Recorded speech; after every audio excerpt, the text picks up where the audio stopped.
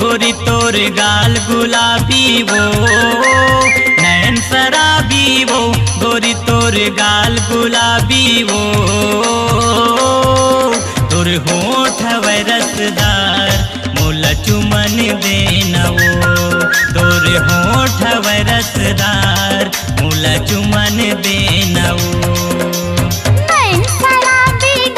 बैहा मोरे गाल गुलाबी ना नैन शराबी ना बैहा मोरे गाल गुलाबी ना मोर होठ हवे रसेदार काबर चुमेला देवोगा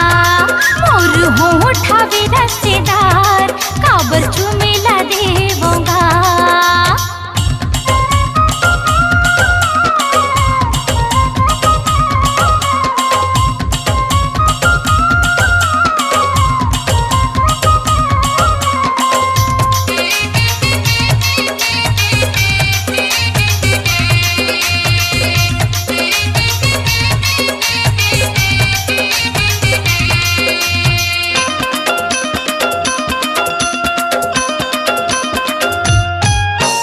जबले देखे हो तोला वो गोरी परे हम तोर पाछू वो परे हम तोर पाछू मन करते तोला बैहमा वो रानी कर लेते मैं काबू वो कर लेते मैं काबू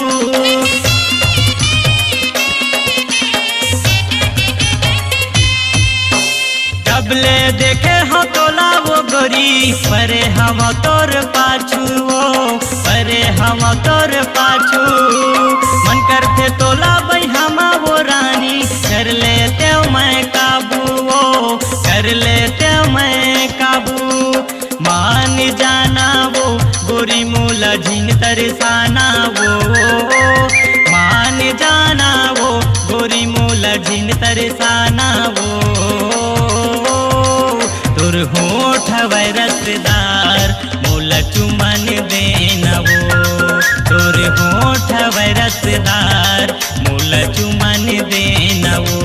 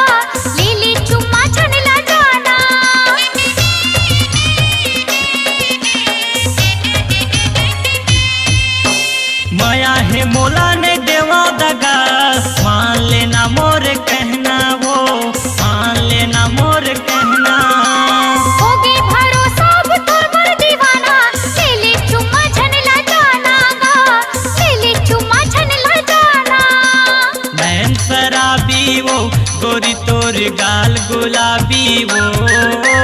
नैन शराबी वो गोरी तोर गाल गुलाबी वो तोर होठ हवे रसदार मोला चुमन देना वो तोर होठ हवे रसदार मोला चुमन देना वो मान गे होगा तोला पहचान गे होना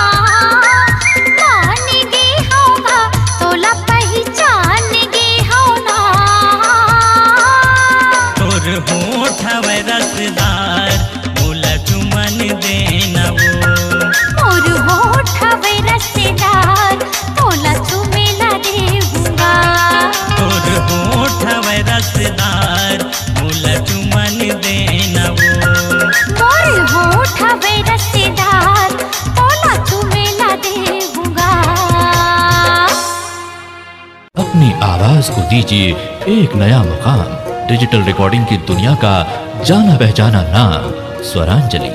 जहां गूंजती हैं ध्वनियां अपनी माटी की सौंधी सुगंध के साथ। छत्तीसगढ़ी संगीत के विविध रंग जो पहुंचाते हैं पूरे प्रदेश में डिजिटल रिकॉर्डिंग के संग। स्वरांजलि स्टूडियो, नेमीचंद गली नंबर 2, गंजपारा, रायपुर।